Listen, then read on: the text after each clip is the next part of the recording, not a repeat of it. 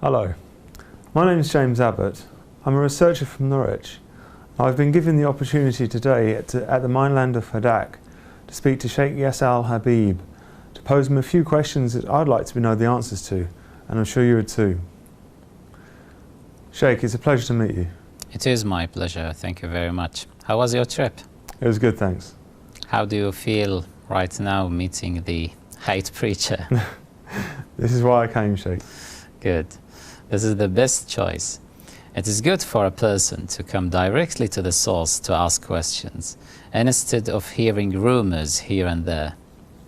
Okay, Sheikh, my first question is, why was it you decided to move to Fulma? I mean, it's a bit surprising because there are no Muslims that live here. Why didn't you choose London, for example? I personally do not like the city. I like quiet places that have surroundings which put you in the right spiritual state to practice your religion, and put you in the right spiritual state to think freely in peace. This place is outstanding from this point of view. Also, our followers and frequent visitors are not far from us. There are many of them who live in the neighboring areas, and their journey does not take more than 7 minutes by car. As for the people who live in London, the majority of them take the motorway, and their journey takes no longer than 30 minutes. If we were based in London, it would probably take them longer considering London's traffic. This building also has the planning permission to make it a place of worship, which suits our needs. We were previously in Wembley, and we suffered from noise pollution, we suffered from traffic and lack of space. And we do not have this problem here anymore, so this place suits us. Okay, now I've heard that some of the residents in Fulma aren't happy with the presence. No, this is not true. We have felt very welcomed from the first day we came here. We did, however, hear that there is an individual who was uncomfortable with us being here, and that he has tried to convince some of the residents to side with him without any true reason. Maybe he's affected by the strong attacks of the media, which distorted our image. Otherwise, like I mentioned, from the first day we came here until now, we have been very welcomed by the residents. However, when the newspaper started writing negatively about us, it made some of our neighbors worried. Okay. Have you managed to interact or integrate with the residents since the time you've been here? Yes. We took part in numerous celebrations, and we offered our car park for free to the residents here, because we consider this mosque is for them as it is for us. We also shared our religious festivities with them and handed out cakes and sweets to them. We will not allow certain media organizations who are biased to ruin the relationship between us and the residents of our village. We are one community in the end. Why then did you say you wanted your followers to come and settle here? That target had been misunderstood. What do you mean? Give me a minute to explain. I encouraged some of our common visitors who live further away to try to buy or to rent homes which are closer to the mosque. We expect anyone who wants to move here to be a part of this diverse and friendly community. Our intention was not to create a separate community. It is my religious duty to ensure our neighbors are pleased with us, and I would not risk this. I shall take their sensitive position into consideration. Okay, Sheikh. I understand that you refused to have an interview with journalists, even though they insisted many times. And in the BBC documentary, when you said no comment, doesn't this distort your reputation at all? Well, I used to edit the news for a famous Kuwaiti newspaper at a young age. I learnt many things in the time I worked in the media. And I understood how the media was able to transform a story, to push forward an idea which changed the opinion of the population. I understood how they could turn something from good to bad, or from bad to good. Now, the BBC approached me and asked for an interview as part of its documentary named Freedom to Broadcast Hate. I made it clear to them that I refuse to speak with the media, as I'm aware my words would be taken out of context. And this is why I said no comment when they approached me the second time. I allowed them, however, to film me over 6 hours giving lectures on FEDEC TV. In the lecture, I refuted the hate preacher allegation in detail and reaffirmed that we are a peace-seeking community, believing only in a non-violence approach and a pathway of civil coexistence. I also pointed them to my spokesman, Dr. Majid Al-Ubaidi. The BBC interviewed him for 75 minutes. He explained everything to them clearly, with full transparency and honesty. And he refuted the claims that we are preaching hate. But as I recall, none of this interview was shown apart from the question regarding the charity and company.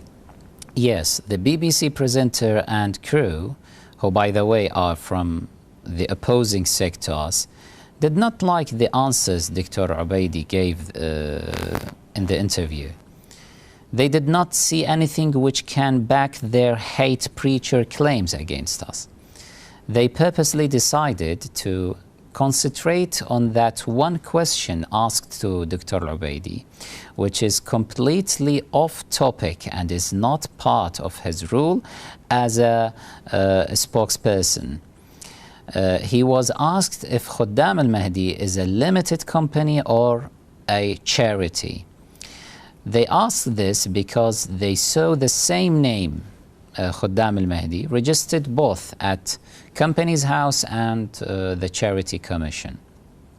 But they didn't understand that by law you have to be registered with Companies House to become registered as a charity. Dr. Ubaidi does not know the full details of the management and funding of Khuddam al-Mahdi, since he is not responsible or part of the management.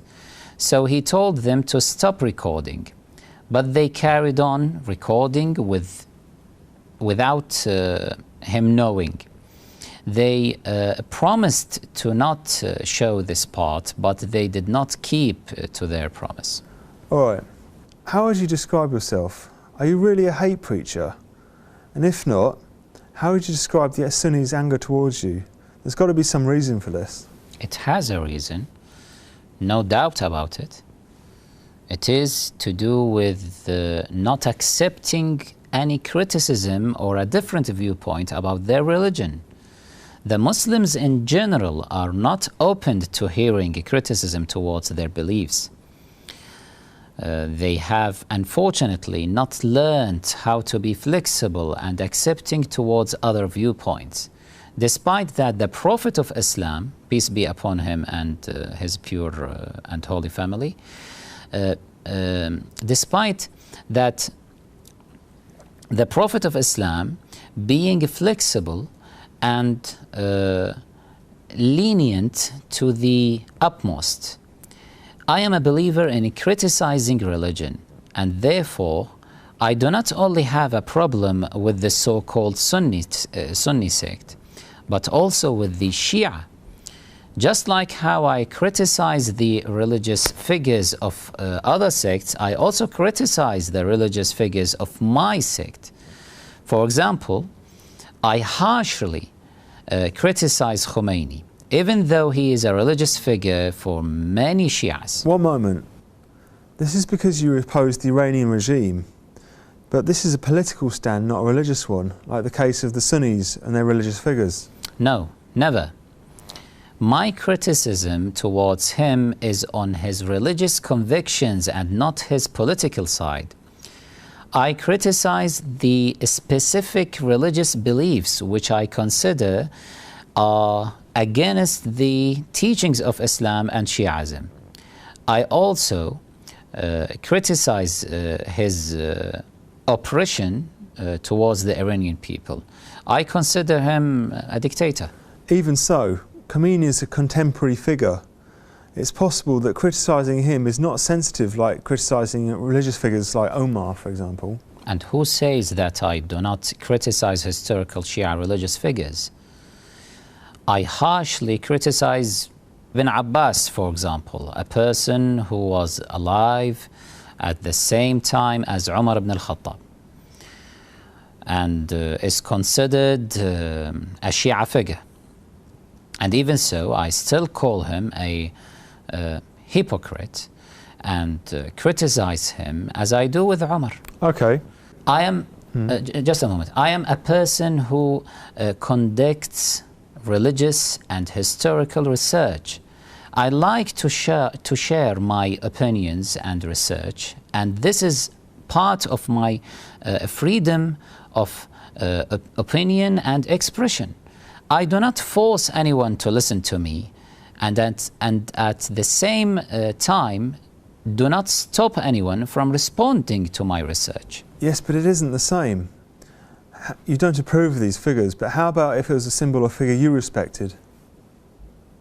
Well, if I respect certain individuals and someone criticizes them, I would listen to what they have to say. I would take their words into consideration, and it can turn into a debate where we learn more about each other. Even if I'm hurt by his remarks, I would not let it lead to violence. Well, this is exactly the type of criticism that leads to sectarian tensions in the Middle East. Take Syria, for example. Well, pardon me, only a person who lacks experience would analyze things in such a way. Sectarian tensions between Muslims have existed since the beginning of Islam. Take Iraq as an example. Sectarian tensions started after the fall of Saddam Hussein, before the world even knew of Yasser al-Habib. So what led to sectarian violence there? You will not find a time where there wasn't any sectarian tensions. And this was before I was even born. So am I responsible for all of this now? Okay. No, just a moment. This issue in Syria is a conflict between opposition and regime.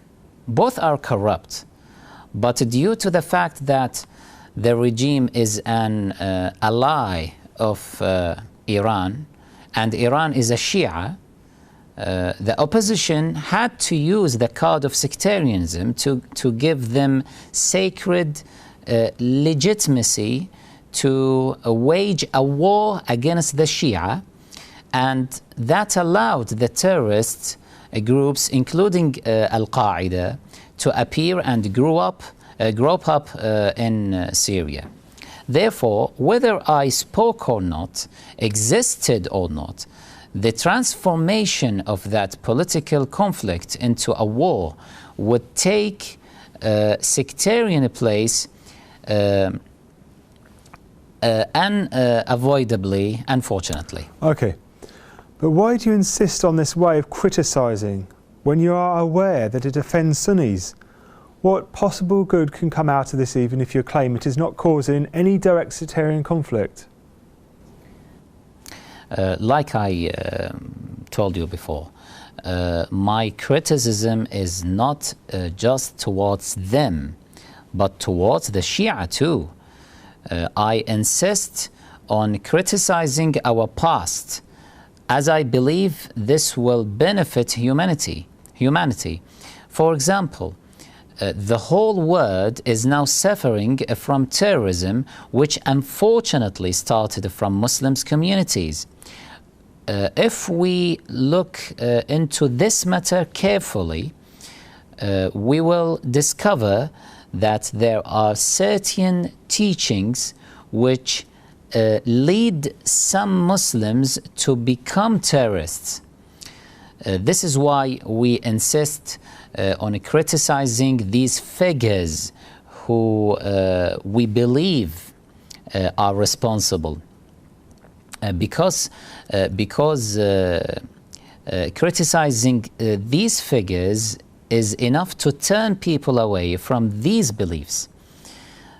And this will result in the peaceful Islam returning and would not see terrorism anymore.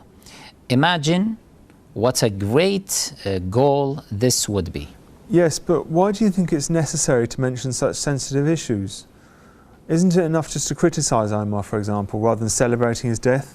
Well, for us to be able to achieve this goal, we must make people pay attention by doing these things.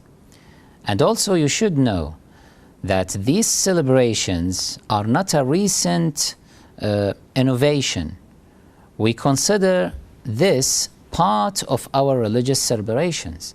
And we have been doing these celebrations over many centuries. And it is all recorded in reliable history sources. If you ask why we insist on these celebrations, I will say to you that on top of it being part of our inherited religious practice, we are also aware and realize that people would not pay attention if we just write these things on paper. The books which criticize this tyrant, Umar ibn al-Khattab, are there from centuries ago. But who reads them today? A tyrant? Yes, a tyrant. Yes, he's a tyrant. The person who in history you read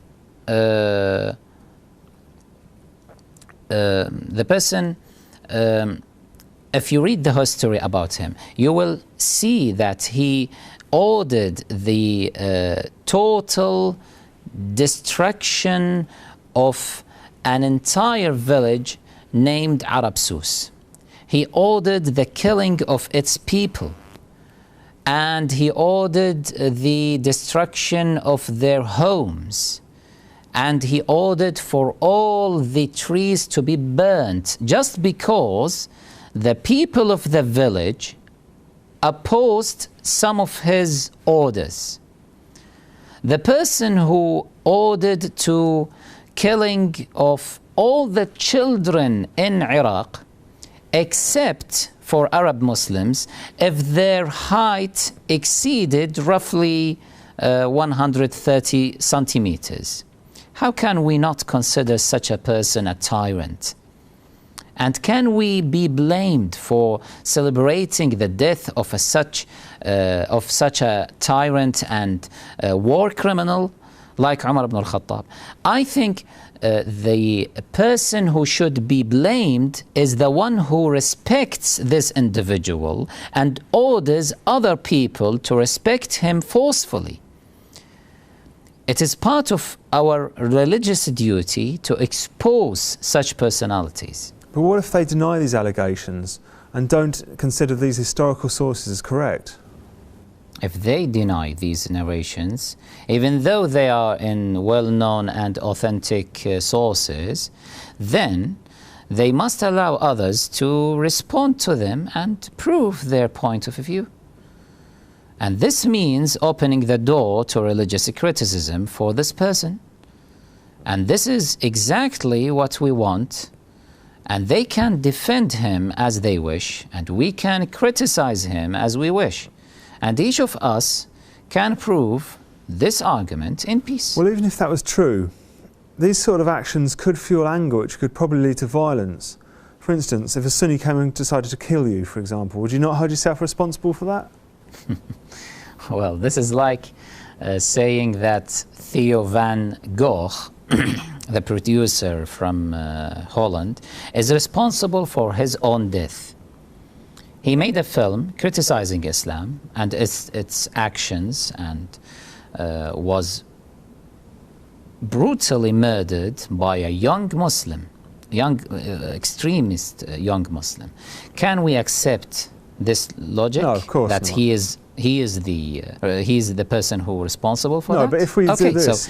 So do you think that Holland should have banned Theo van Gogh from freely expressing his point of view and criticizing Islam, since his words were responsible for issues in the Islamic world, and it even reached a stage where churches and mosques were being burnt? Do you accept that? This is exactly what I want your opinion on. Well, my opinion is that freedom of expression is a sacred for every human. And if a group of people do not accept criticism and let it lead to violence, then it is the government's responsibility to teach these groups how to accept criticism, just like what Holland is doing right now. We all have to learn how to accept and welcome criticism to our beliefs and opinions. This is how we will be able to live in peace. The biggest mistake will be to submit to a pressure and suppress the freedom of speech and tell people you cannot criticize other people's faith because its followers are not flexible and they might harm you or use violence against you. This is wrong and a sign of weakness. Is this the sort of community community what we want? Well, what we want, and I'm sure everyone wants, is a community free from hate. And at the same time, a community which enjoys a freedom of opinion and expression. Isn't that right? Yes, but is such a balance even achievable? That is easily achievable by setting a specific definition of a freedom of expression and hate speech. What exactly is that in your opinion? Well, in my opinion, freedom of expression has its limits. You cannot encourage people to engage in violence or racism. This is not freedom of expression. And as for hate speech, it is a relative issue. For example, if we show hate towards Nazism, figures like Hitler, this will be a good thing for the community, as it will discourage them from falling in that belief. As for unacceptable hate speech, that is when it is used against people who just have a different opinion to you, for example. But this is what your critics say against you, that you're spreading hate amongst the Sunnis. This is absolutely wrong. I do not hate them. In fact, I consider them my brothers, and I wish the best for them. And I have said this many times in my religious lectures and writings. How can I hate them when I allow them to come to our mosque and pray? Do you know that my children's special tutor is a lady who belongs to their sect, if I hated them, would I allow one of them to come to my house and teach my children? Sorry, I'm not convinced. You say you're not a hate preacher, but you purposely target Sunni sacred religious symbols. Sacred is also a relative term. It may be sacred to some people and not sacred to others. And if you stop everyone from criticizing that symbol, then you have made it a sacred symbol for everyone. Even if they do not consider it sacred, they would be afraid to say anything because they will be labeled as hate preachers. This is how we will this is how we will head back to the Middle Ages. This is best described as intellectual terrorism. Imagine if a law came out which banned people from opposing Hitler with the excuse that he is now a sacred symbol to a certain sect in the UK or in Europe, or that this will lead to violence since Hitler still has supporters. How can we respect ourselves if we pass such laws? The Sunnis don't consider these religious Just a moment, figures. please. We are called the rejectors. We are called the rejectors. We consider ourselves the Islamic historic opposition. Does not the opposition have the right to speak out? We want our right to be the opposition to be safeguarded. And let us be clear, although I reject their sacred symbols, I do not reject the followers of those symbols. I have the right to assess personalities in history, even if others do not agree with my evaluations. All right, but the Sunnis don't consider these religious figures as evil war criminals. They have a different interpretation to yours. Your sacred symbols could be a symbol of evil and oppression for me, and vice versa.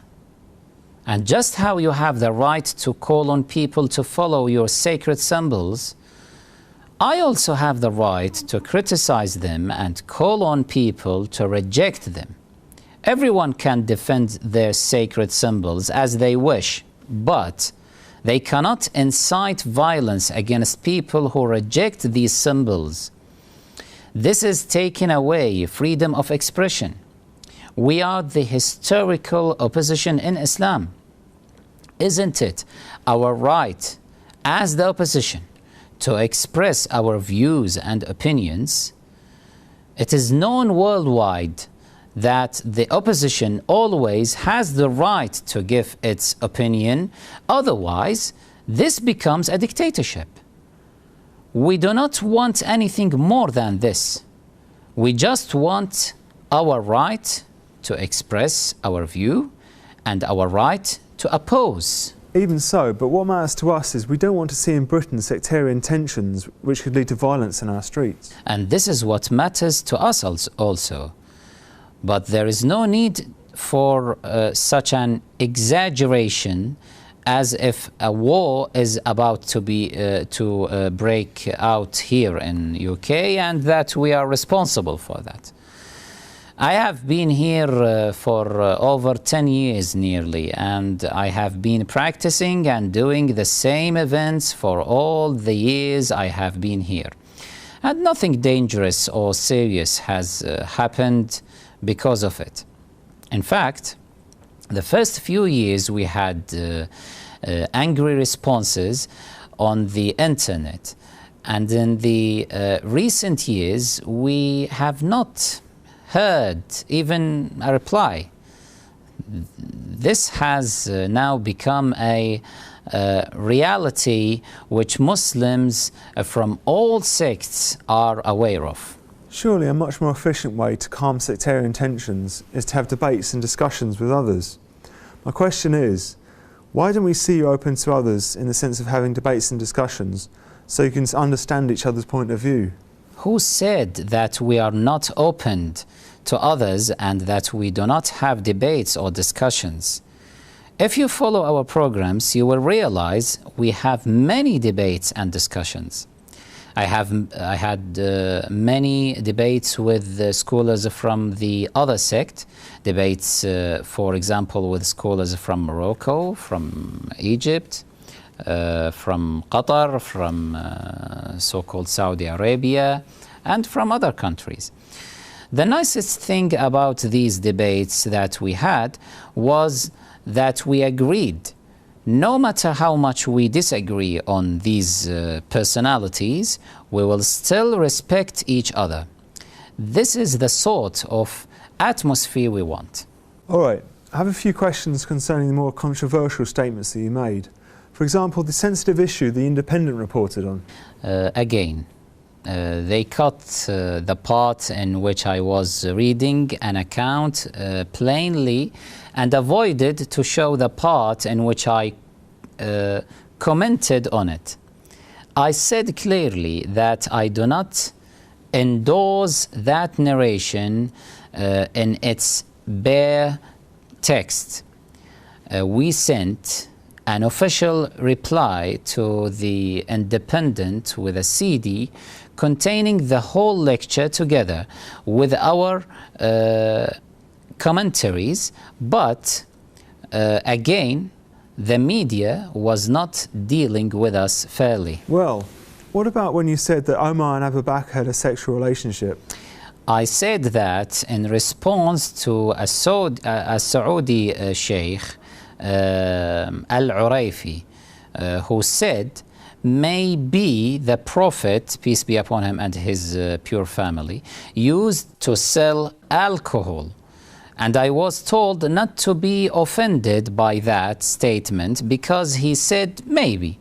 So I said to him, and that you should not be offended either if I use the same standard.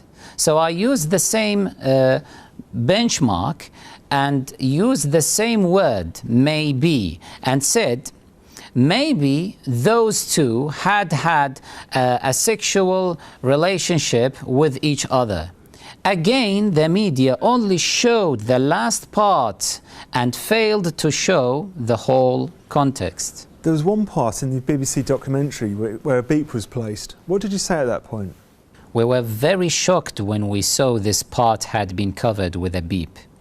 I said during my lecture that the historians reported that Umar ibn al-Khattab was a very ugly person, that when a pregnant woman used to walk past him and see him, she would have a miscarriage from the amount of shock she suffered. This is what non-Shia historians reported, by the way. This fact is available in historical sources.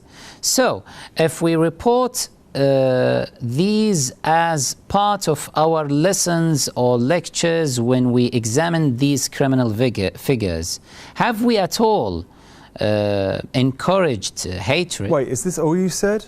Surely there was some sort of reason why they covered it up. That was all I said. But according to the producers of this documentary, it does deserve to be covered. Keeping in mind what I said to you before, that the people who made this documentary belong to the sect who respects Umar ibn al-Khattab. So this is why they covered that statement with a beep. What I find strange is that at the same time they did not cover the words of other preachers with a beep when they spoke out against Shias. For example, they showed one Egyptian hate preacher who clearly said, "Oh God, freeze the blood in the necks of Shias and in their stomachs and in their backs, and that may they be inflicted with cancer." and be wiped out of the earth. How shameful of the BBC is to not cover such words which are clearly hate speech.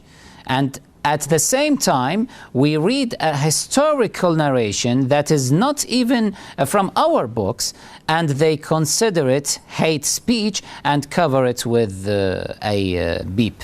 I have one last question. What is the positive role that Sheikh Yasser al-Habib can play a part in? What is his opinion on the relationship that must exist between British Muslims and the other communities? And what are the responsibilities of the Shia Muslims in Britain for their country? If you want to understand my opinion regarding this matter, all you have to do is read our newspaper, Shia newspaper, or visit our website, alqatra.net, and you will read there our point of view and some of the advice we gave. Generally, I advise, and I still advise, Muslims in this country to be positive and to not live in a separate communities, but to mix with the rest of the communities in Britain.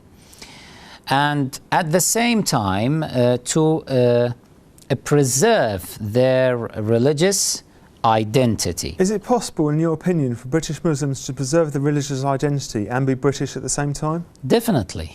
They can be British Muslims, which means they should uphold great British values as well as great Muslim values. In reality, I see many values which we share with the British already. Treating your neighbor well, for example, whether it is from a religious or personal side.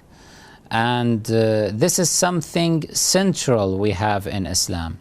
We have learned from our noble prophet, peace be upon him and his pure family, that we have to be well to our neighbors, even if they are not well to us. And it doesn't matter from which sect they from. And we learned as well that we have to mix with them and be kind towards them. Muslims should not only make their social interactions linked to religious activities. Muslims have to befriend others from other faith schools and not consider the UK as a temporary homeland, but to defend it if need be and take it as home. Okay, thanks very much, Sheikh. It's been a pleasure to meet you and to speak with you today. It has been a pleasure having you here. Thank you very much.